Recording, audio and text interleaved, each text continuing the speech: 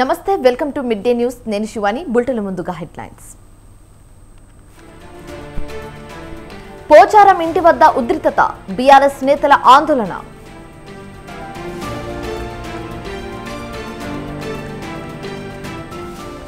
6 నెలలుగా ప్రభుత్వం చిత్తశుద్ధితో పనిచేస్తుంది రేవంత్ సమక్షంలో కాంగ్రెస్ లో చేరిన పోచారం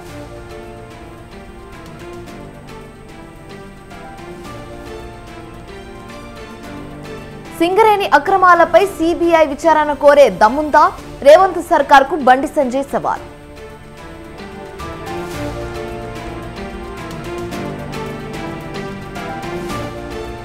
నిజం గెలిచింది ప్రజాస్వామ్యం నిలిచింది ప్రజలకు ప్రణామం అన్న భువనేశ్వరి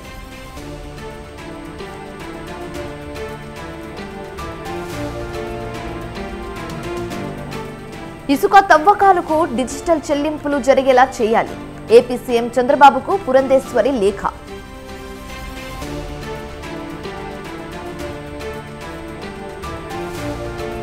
ఢిల్లీ సీఎం కేజ్రీవాల్ కు ఎదురుదెబ్బ bail ఉత్తర్వులపై stay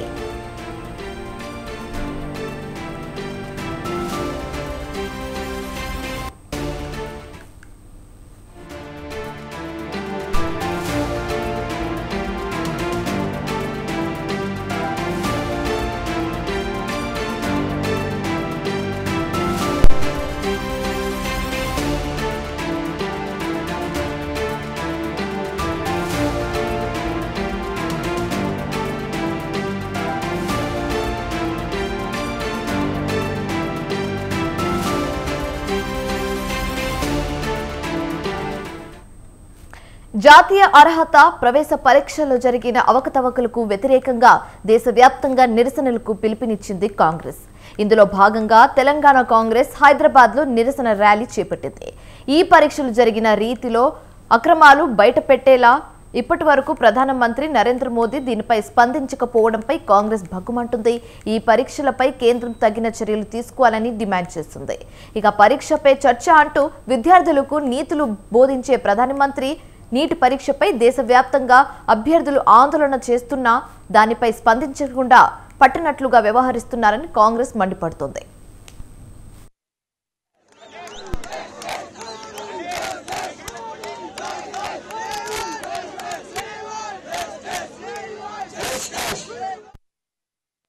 neat undergraduate 2024 పరీక్షల ఫలితాన్ని నేషనల్ టెస్టింగ్ ఏజెన్సీ జూన్ 4న రిలీజ్ చేస్తుంది.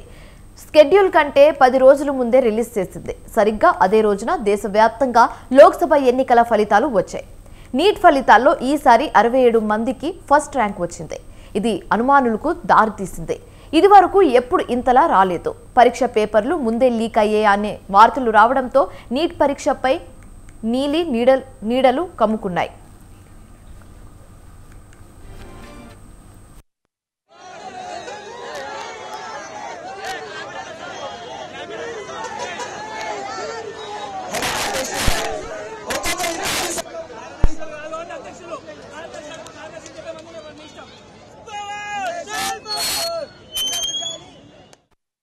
కాగా ఈ వ్యవహారంపై కేంద్ర మంత్రి ధర్మేంద్ర ప్రధాన్ స్పందించారు. విద్యార్థుల ప్రయోజనాలే తమ ప్రాధాన్యత అని స్పష్టం చేశారు. ఈ విషయంలో ఎటువంటి రాజీ లేదని చెప్పారు. నీట్ పరీక్షకు సంబంధించి బీహార్ ప్రభుత్వంతో నిరంతరం సంప్రదింపులు జరుపుతున్నామని, విద్యాశాఖ మంత్రిగా ఈ విషయంలో నైతిక బాధ్యత వహిస్తానని చెప్పారు. అలాగే ఖచ్చితమైన సమాచారం వచ్చిన వెంటనే బాధ్యులపై కఠిన చర్యలు తీసుకుంటామని కూడా హామీ ఇస్తున్నట్లు విద్యాశాఖ మంత్రి ధర్మేంద్ర ప్రధాన్ వెల్లడించారు.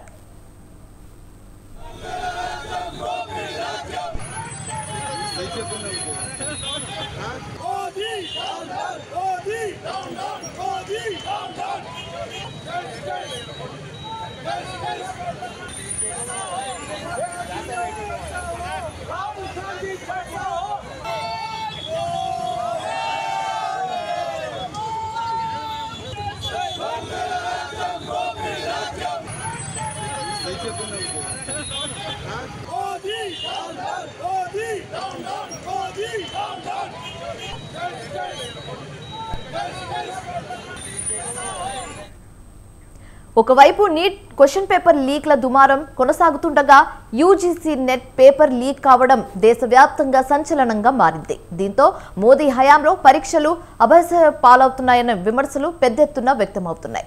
దీన్ని ధృవస్తులు ఖండించిన 7 ఏళ్లలో 70కి పైగా ఎగ్జామ్ పేపర్స్ లీక్ అయినట్టు, దీంతో 1.5 కోట్ల మంది విద్యార్థుల జీవితంపై ప్రభావం పడినట్లుగా నివేదికలు చెప్తున్నాయి. అలాగే కేంద్ర ప్రభుత్వం ఆధీనంలోని ఏజెన్సీలు నిర్వహించే నీట్, నెట్, సిబిఎస్ఈ, ఎయిమ్స్ తదితర ఎగ్జామ్ పేపర్లు లీక్ అవ్వడం విశేషం. ప్రధాని మోదీ స్వరాష్ట్రం గుజరాత్లో 2015-2023 మధ్య పేపర్ లీకులకు సంబంధించి 14 కేసులు నమోదయ్యాయి. బీజేపీ పాలిత యూపీలో 2017-2022 మధ్య 6 పేపర్లు లీక్ అయినట్లు నివేదికలు చెప్తున్నాయి. అలాగే ఇప్పుడు నీట్ పరీక్షల్లోనూ ఎన్డీఏ పాలిత బీహార్లోనే అక్రమాలు బయటపడ్డాయి.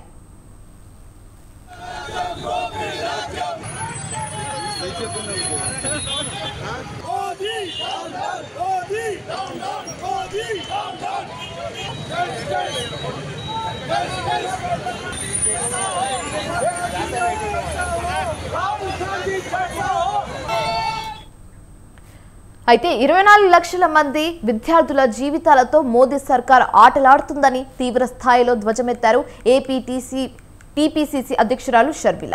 ఏపీలో నీట్ వ్యవహారంపై ఆందోళనకు దిగింది ఏపీ కాంగ్రెస్. ఈ కార్యక్రమంలో పాల్గొన్న షర్మిల కేంద్ర ప్రభుత్వంపై తీవ్ర స్థాయిలో విమర్శలు గుప్పించారు. ఎన్టీఏ ప్రతిష్టను దిగజారేలా అక్కడి అధికారులు వ్యవహరిస్తున్నారని మండిపడ్డారు.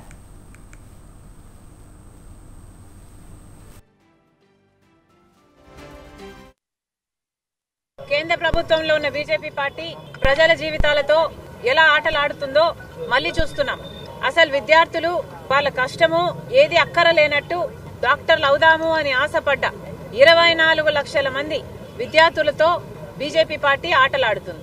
ఎన్టీఏ నేషనల్ టెస్టింగ్ ఏజెన్సీ ప్రతిష్టను దిగజార్చేలా ఈ రోజు ఎన్టీఏలోని వారే పేపర్ లీకులకు పాల్పడి దీన్ని ఒక స్కామ్ గా, ఎన్టీఏ పేపర్ లీక్ స్కామ్ గా, కరప్షన్ ఉంది అని తేలే విధంగా ఈరోజు సాక్ష్యాలు ఆధారాలతో సహా బయటపడ్డాయి. అయినా కూడా ఎన్టీఏ ఇంతవరకు బిడ్డలకు క్షమాపణ చెప్పలేదు, ఆ తల్లిదండ్రులకు క్షమాపణ చెప్పలేదు. చెప్పకపోగా సమర్థించుకునే ధోరణిలో వాళ్ళున్నారు. అసలు సామాన్య ప్రజలు కూడా ఇదెక్కడ లాజిక్ అనేటట్టుగా ఎన్టీఏ వ్యవహరిస్తున్నప్పటికీ కేంద్ర ప్రభుత్వం, విద్యాశాఖ మంత్రి ఏ చర్యలు తీసుకోలేదు అంటే వాళ్ళ హస్తం కూడా నీట్ స్కామ్ లో ఉంది అని అనుకోక తప్పడం లేదు. ఒక్క పోటీ పరీక్షను కూడా అవకతవకలకు, అక్రమాలకు, అవినీతికి ఆస్కారం లేకుండా నిర్వహించలేని దద్దమ్మ ప్రభుత్వం, చేతగాని ప్రభుత్వం, అసమర్థ ప్రభుత్వంగా మోడీ ప్రభుత్వం తయారైంది. ఈ 10 సంవత్సరాలలో 72 సార్లు పోటీ పరీక్షల్లో పేపర్ లీక్ అయింది. National eligibility cum entrance test neat పరీక్షను కేంద్ర ప్రభుత్వ సంస్థ అయిన నేషనల్ టెస్టింగ్ ఏజెన్సీ ఎన్టీఏ నిర్వహించింది. 24 లక్షల మంది విద్యార్థులు ఈ పరీక్ష రాశారు. కానీ దురదృష్టవశాత్తు 5వ తారీఖున పరీక్ష రాస్తే 4వ తారీఖునే దేశంలోని అనేక సెంటర్లో పరీక్ష పేపర్ లీక్ అయింది. కాబట్టి ఈ పరీక్షను రద్దు చేసి మళ్ళీ పకడ్బందీగా పరీక్ష నిర్వహించండి, సమగ్ర సత్వర విచారణ జరిపి దోషులను శిక్షించండి, ఇటువంటి సంఘటనలు పునరావృతం కాకుండా చూడండి అని చెప్పేసి దేశవ్యాప్తంగా విద్యార్థులు, విద్యార్థి సంఘాలు, ప్రజా సంఘాలు, రాజకీయ పార్టీలు గత 10-15 రోజులుగా ధర్నాలు, నిరసన కార్యక్రమాలు చేస్తూ ఉంటే నరేంద్ర మోడీ ప్రభుత్వం నిమ్మకు నీరెత్తినట్టు కూర్చుంది. రోమ్ నగరం తగలబడిపోతూ ఉంటే నీరో చక్రవర్తి పిడల్ వాయిస్తూ కూర్చున్నట్టు నరేంద్ర మోడీ ఇంతవరకు మౌనం వీడలే.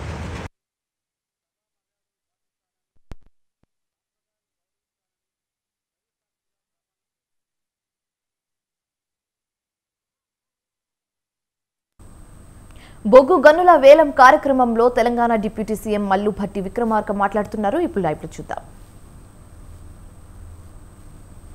ఇది బాధాకరంగా మీ దృష్టికి తీసుకొస్తున్నాం. సింగరేణి సంస్థ అనేది కేంద్ర రాష్ట్ర ప్రభుత్వాల ఉమ్మడి సంస్థ. ఇది మన ప్రభుత్వ సంస్థ. ఈ సంస్థ మన రాష్ట్రానికే కాకుండా ఇతర రాష్ట్రాలకు కూడా బొగ్గు అందిస్తాం. అలాగే దేశంలో బొగ్గు రంగంలో పనిచేస్తున్న అతి కొద్ది ప్రభుత్వ రంగ సంస్థలో సింగరేణి ప్రముఖమైంది. దీన్ని కాపాడుకోవటం మనందరి సమష్టి బాధ్యత. కాబట్టి ఇందుకోసం ప్రభుత్వ సంస్థల కొత్త చట్టంలోని 117A(2) ప్రకారం రిజర్వేషన్ ప్రక్రియ ద్వారా బొగ్గు బ్లాకులను కేటాయించే అవకాశం ఉండగా దాన్ని పక్కన పెట్టి వేలంలో పాటలో పెట్టి ప్రైవేటు వారికి అవకాశం కలిగించడం అంటే ప్రభుత్వ రంగ సంస్థను కుదేలు చేయటమేనని భావిస్తున్నాం. ఇది ఏమాత్రం ఉపయోగకరంగా సింగరేణికి ఉండదని మీకు విజ్ఞప్తి చేస్తూ ఉన్నాం.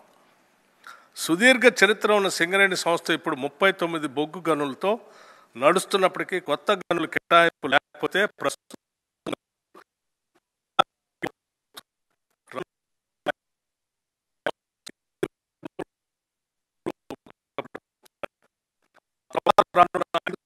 అంటే 2032 నాటికి మరో 5 భూగర్భ గనులు 6 ఓపెన్ కాస్ట్ గనులు మూతపడబోతున్నాయి.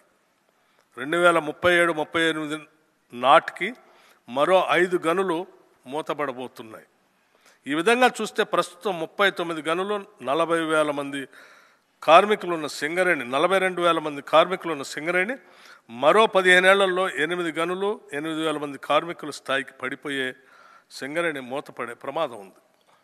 తెలంగాణ ప్రాంత మంత్రులుగా తెలంగాణ ప్రాంత నాయకులుగా ఇటువంటి పరిణామాన్ని మనం ఊహించలేము, కోరుకోవద్దని కూడా కోరుతున్నాం. మీరు తెలంగాణ స్థితిగతులు తెలిసిన నాయకులు, మీరు ఈ విషయంలో ప్రత్యేక చొరవ చూపి సింగరేణి సంస్థకి గోదావరి పరివాహక ప్రాంతంలోని ఇంకా మిగిలి ఉన్న 1,400 మిలియన్ల టన్నుల బొగ్గు తీసేందుకు వీలుగా చట్ట ప్రకారంగా రిజర్వేషన్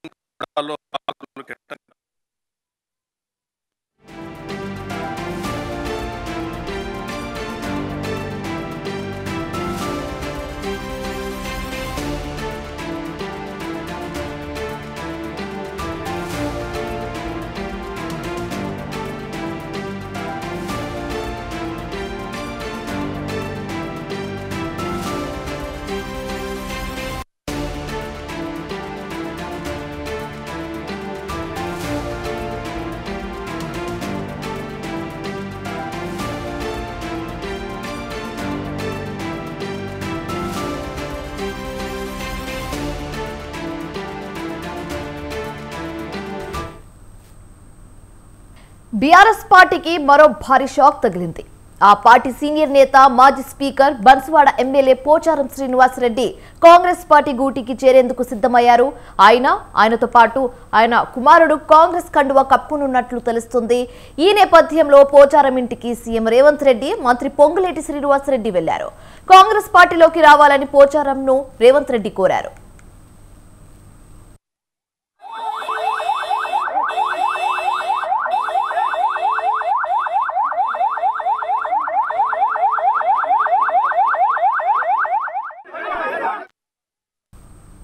పోచారం శ్రీనివాసరెడ్డి సుదీర్ఘకాలం టీడీపీలో పనిచేశారు. తెలంగాణ ఉద్యమం పీక్ స్టేజ్కు వెళ్లిన సమయంలో టీడీపీ ఎమ్మెల్యేగా ఉన్న పోచారం ఆ పార్టీని వీడి బీఆర్ఎస్ పార్టీలో చేరారు.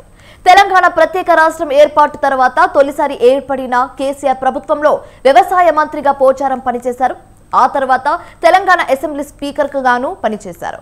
గత ఎన్నికల్లో పోచారం శ్రీనివాసరెడ్డి పోటీ చేసేందుకు నిరాసక్త వ్యక్తం చేశారు. తన కుమారుడుకు బన్సువాడ టికెట్ కేటాయించాలని కేసీఆర్ ను కోరారు. అయితే మీరే పోటీ చేయాలని కేసీఆర్ సూచించడంతో మరోసారి బన్సువాడ నియోజకవర్గం నుంచి పోచారం పోటీ చేసి విజయం సాధించారు. అయితే ఈ ఎన్నికల్లో బీఆర్ఎస్ అధికారాన్ని కోల్పోవడంతో పలువురు బీఆర్ఎస్ నేతలు అలాగే ఎమ్మెల్యేలు కాంగ్రెస్ పార్టీలో చేరుతున్నారు. వారిలో పోచారం కూడా ఒకరు కాబోతున్నట్లు తెలుస్తోంది. పోచారం శ్రీనివాసరెడ్డి నివాసానికి రేవంత్ రెడ్డి అలాగే పొంగులేటి శ్రీనివాసరెడ్డి చేరుకున్నారని సమాచారం తెలుసుకున్న బీఆర్ఎస్ నేతలు అక్కడికి చేరుకున్నారు. ఆ పార్టీ నేత బల్క సుమన్ ఇతర నేతలు పోచారం శ్రీనివాస్ నివాసానికి చేరుకోవడంతో పోలీసులు వారిని అడ్డుకున్నారు. దీంతో పోచారం నివాసం వద్ద కాంగ్రెస్ బీఆర్ఎస్ పార్టీ కార్యకర్తల మధ్య ఘర్షణ వాతావరణం నెలకొంది.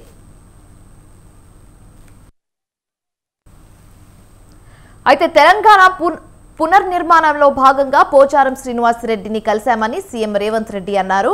తెలంగాణ రైతుల సంక్షేమం కోసం పోచారం కాంగ్రెస్ లో చేరారని తెలిపారు. రైతుల సంక్షేమంపై వారి సలహాలు సూచనలు తీసుకుని ముందుకెళ్తామన్నారు. భవిష్యత్తులో పోచారం శ్రీనివాసరెడ్డికి సముచిత గౌరవం ఇస్తామన్నారు. నిజామాబాద్ జిల్లాలో అసంపూర్తిగా ఉన్న ప్రాజెక్టులను పూర్తి చేసేందుకు ఆయన సహకారం తీసుకుంటున్నామన్నారు రేవంత్ రెడ్డి.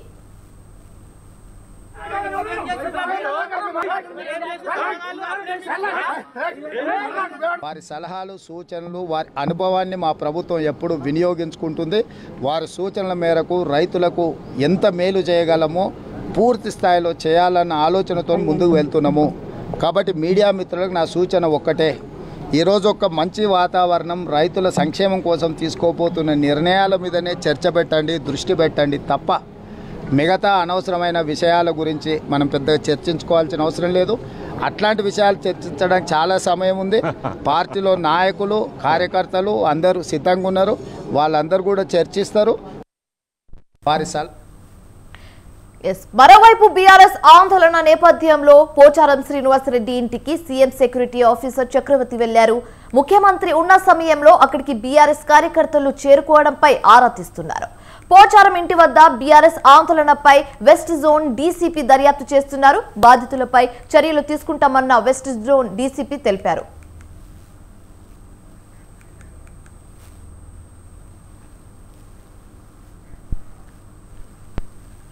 ఇక ఇదే అంశానికి సంబంధించి మరింత తాజా సమాచారం మా ప్రతినిధి సవిన్ లైవ్ ద్వారా అందిస్తారు. సవిన్, చెప్పండి, పోచారం ఇంటి వద్ద పరిస్థితులు ఎలా ఉన్నాయి, అధికారులు ఏం చెప్తున్నారు, అలాగే బీఆర్ఎస్ కాంగ్రెస్ కార్యకర్తలు ఏమంటున్నారు?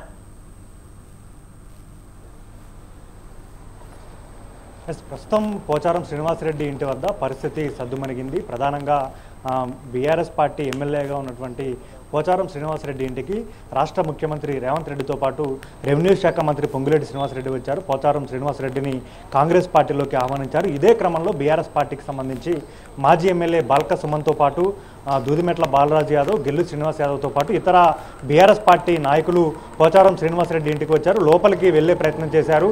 ముఖ్యంగా మా పార్టీ ఎమ్మెల్యేగా ఉన్నటువంటి పోచారం శ్రీనివాసరెడ్డికి ఇంటికి వస్తే తప్పేముందంటూ బీఆర్ఎస్ నేతలు ప్రశ్నించిన పరిస్థితి మనకు కనపడుతుంది. అదే క్రమంలో రేవంత్ రెడ్డితో పాటు వచ్చిన కొంతమంది కాంగ్రెస్ నాయకులు కావచ్చు, కార్యకర్తలు బీఆర్ఎస్ పార్టీ నేతలతో వాగ్వాదానికి దిగారు. ఇరు వర్గాల మధ్య కొద్దిసేపు ఘర్షణ వాతావరణం చోటు చేసుకుంది. పిడుగుద్దులు గుద్దుకున్నారు, కొద్దిసేపు తోపులాట జరిగింది. ఈ క్రమంలోనే వెస్ట్ జోన్ డీసీపీతో పాటు సీఎం సెక్యూరిటీ ఆఫీసర్గా ఉన్నటువంటి గుమ్మి చక్రవర్తి కూడా కొద్దిసేపటి క్రితమే పోచారం శ్రీనివాసరెడ్డి ఇంటికి వచ్చారు, పరిస్థితిని సమీక్షించారు.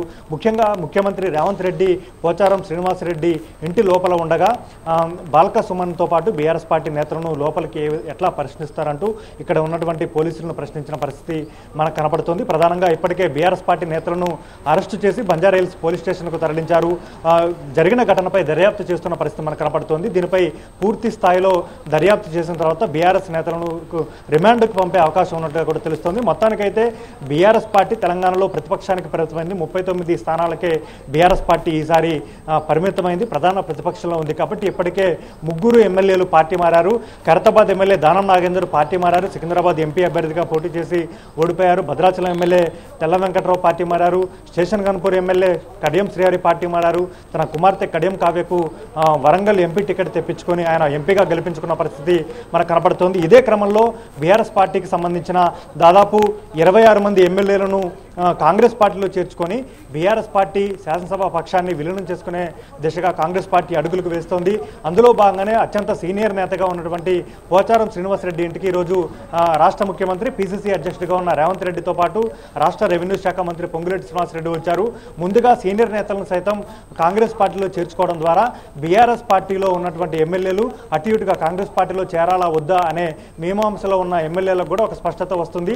వారు కూడా కాంగ్రెస్ పార్టీలో చేరతారనే అభిప్రాయంలో కాంగ్రెస్ పార్టీ పెద్దలు ఉన్నట్లుగా తెలుస్తోంది. అందులో భాగంగానే ఈరోజు పోచారం శ్రీనివాసరెడ్డిని కాంగ్రెస్ పార్టీలో చేర్చుకున్నట్లు ముఖ్యమంత్రి రేవంత్ రెడ్డి ప్రకటించారు. పోచారం శ్రీనివాసరెడ్డి సైతం రేవంత్ రెడ్డిని ప్రశంసలతో ముంచెత్తారు. ముఖ్యంగా రైతు నాయకుడిగా మొదటి నుంచి ఉన్నారు. ముఖ్యమంత్రిగా రేవంత్ రెడ్డి బాధ్యతలు చేపట్టినప్పటి నుంచి రైతులకు అత్యంత మేలు చేకూర్చే పనులు చేస్తున్నారు. రైతులకు ముఖ్యంగా అనేక రకమైన ప్రయోజనాలు చేస్తున్నారు. ఇప్పటికీ ఆగస్టు 15 లోపు రైతు రుణమాఫీ చేస్తామంటూ కూడా రేవంత్ రెడ్డి స్పష్టం చేశారు. ఈ నేపథ్యంలోనే రైతు నాయకుడిగా, రైతు బాంధవుడిగా రేవంత్ రెడ్డి రాష్ట్రంలో పరిపాలన కొనసాగిస్తున్నారు. కాబట్టి రాబోయే 20 సంవత్సరాలు కూడా రేవంత్ రెడ్డికి మంచి భవిష్యత్తు ఉందంటూ పోచారం శ్రీనివాసరెడ్డి రేవంత్ రెడ్డిని పొగిడిన పరిస్థితి మనకు కనబడుతుంది. ముఖ్యంగా పోచారం శ్రీనివాసరెడ్డి ఉమ్మడి రాష్ట్రంలో తెలుగుదేశం పార్టీలో కీలక నేతగా ఉన్నారు. ఉమ్మడి రాష్ట్రంలో తెలుగుదేశం అధికారంలో ఉన్నప్పుడు రాష్ట్ర మంత్రిగా పనిచేశారు. ఇక 2012 సమయంలో ఉమ్మడి రాష్ట్రంలో అప్పుడున్న తెలంగాణ ఉద్యమ పరిస్థితుల నేపథ్యంలో టీడీపీకి రాజీనామా చేసి బీఆర్ఎస్ పార్టీలో చేరారు. బీఆర్ఎస్ పార్టీలో చేరి బాన్స్వాడ ఉప ఎన్నికల్లో బీఆర్ఎస్ పార్టీ ఎమ్మెల్యేగా గెలుపొందారు. 2014లో రాష్ట్ర విభజన తర్వాత బీఆర్ఎస్ పార్టీ తరఫున బాన్స్వాడ నుంచి ఎమ్మెల్యేగా గెలుపొంది కేసీఆర్ క్యాబినెట్లో వ్యవసాయ శాఖ మంత్రిగా పనిచేశారు. 2018 అసెంబ్లీ ఎన్నికల్లోనూ ఎమ్మెల్యేగా గెలుపొంది అసెంబ్లీ స్పీకర్గా పనిచేశారు. ఇప్పుడు 2023 అసెంబ్లీ ఎన్నికల్లోనూ బాన్స్వాడలో ఎమ్మెల్యేగా గెలుపొందారు. ఆ తర్వాత బీఆర్ఎస్ పార్టీ ప్రధాన ప్రతిపక్షానికి పరిమితమైన నేపథ్యంలో బీఆర్ఎస్ పార్టీ కార్యక్రమాల్లో యాక్టివ్గా పాల్గొన్నారు. ముఖ్యంగా మనం చూసుకుంటే కాళేశ్వరం లాంటి ప్రోగ్రాంను బీఆర్ఎస్ పార్టీ తలపెట్టినప్పుడు ఇంత వయసులోనూ పోచారం శ్రీనివాసరెడ్డి కేటీఆర్తో పాటు ఒక రోజంతా కాళేశ్వరం టూర్కు వచ్చిన పరిస్థితి మనకు కనపడింది. కేసీఆర్తో పాటు కేటీఆర్ కావచ్చు, బీఆర్ఎస్ పార్టీ తెలంగాణ భవన్లో ఏ కార్యక్రమం చేపట్టినా పోచారం శ్రీనివాసరెడ్డి హాజరయ్యేవారు. ఇటీవల జరిగిన పార్లమెంట్ ఎన్నికల్లో తన కుమారుడికి జహీరాబాద్ ఎంపీ టికెట్ అడిగారు, కానీ బీఆర్ఎస్ పార్టీ ఎంపీ టికెట్ ఇవ్వలేదు. అదేవిధంగా నిజామాబాద్ డీసీసీబీ చైర్మన్గా పోచారం శ్రీనివాసరెడ్డి ఉన్నప్పుడు అక్కడ డైరెక్టర్లు పోచారం శ్రీనివాసరెడ్డిపై అవిశ్వాసం పెట్టారు. ఆయన స్వచ్ఛందంగా రాజీనామా చేశారు. ఇట్లాంటి పరిణామాలు చోటు చేసుకున్నాయి. ఈ నేపథ్యంలోనే పోచారం శ్రీనివాసరెడ్డిని కాంగ్రెస్ పార్టీ అధిష్టానం సంప్రదించింది. పార్టీలోకి వస్తే సముచిత స్థానం కల్పిస్తామని చెప్పారు.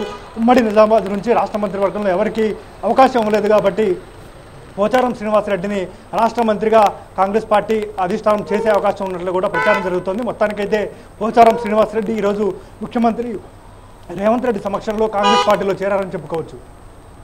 Right, thanks for the update సవీర్.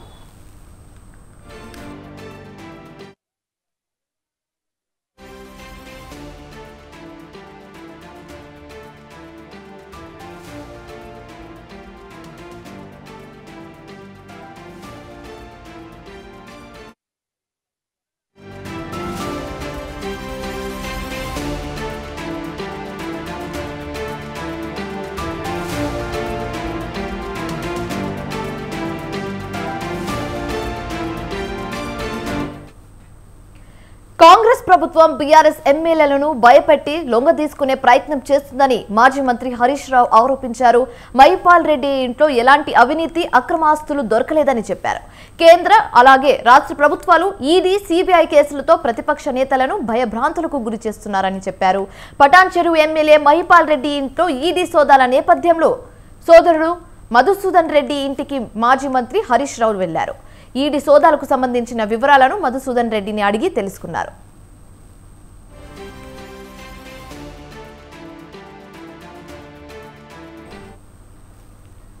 అయితే అక్రమ ఆస్తులు కూడబెట్టారన్న ఆరోపణల నేపథ్యంలో నిన్న ఉదయం 9 గంటల నుంచి సాయంత్రం 6 గంటల వరకు ఈడీ అధికారులు సోదాలు నిర్వహించారు. పలు కీలకమైన డాక్యుమెంట్లను స్వాధీనం చేసుకున్నారు ఈడీ అధికారులు.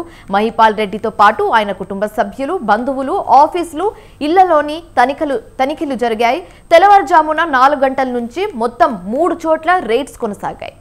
ఎమ్మెల్యే సోదరుడు గుడెం మధు ఇంట్లో సోదాలు చేసింది ఈడీ అధికారులు. మహిపాల్ రెడ్డి వ్యాపార లావాదేవీలు, అకౌంట్స్, మనీ ట్రాన్సాక్షన్ పై ఆరా తీశారు అధికారులు.